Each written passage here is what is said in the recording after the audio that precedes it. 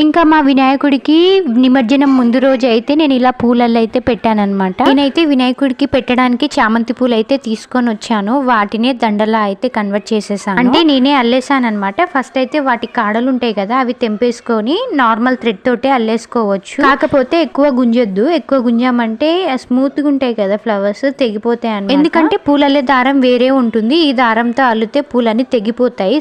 So అందుకని చెప్పేసి చూసి అల్లాలి.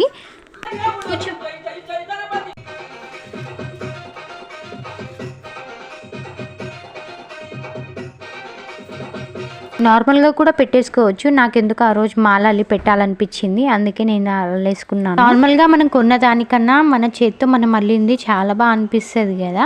సో మనం ఫస్ట్ అయితే దారం తీసుకొని దానిపైన ఫ్లవర్ పెట్టేసుకొని తిప్పేసుకోవాలి 1 రౌండ్. కరెక్ట్గా మీరు చూసారంటే మీరు కూడా నేర్చేసుకుంటారు రాని వాళ్ళు. నేను ఈ పూలు అల్లడం అనేది బిఫోర్ మ్యారేజే నేర్చుకున్నా. అది కూడా నాకు ఒక ఆంటీ అయితే నేర్పించారనమాట. తన దగ్గర నేను బిఫోర్ మ్యారేజ్ రోజు అల్లడానికి వెళ్ళేదాన్ని, తనే నేర్పించేసింది. ఫైనల్గా నా దండ ఎలా ఉందో చెప్పేసేయండి మరి. ఇంకా మా వినాయకుడికి పూజ చేయడానికి నేను ఇదే దండ అయితే పెట్టేశాను. కొన్ని విడి పూలు కూడా ఉంచుకున్నాను. తర్వాత ప్రసాదం అయితే ప్రిపేర్ చేసేసుకున్నా. ఈ రోజు అయితే నేను సేమియా పాయసం అయితే చేశాను అనమాట.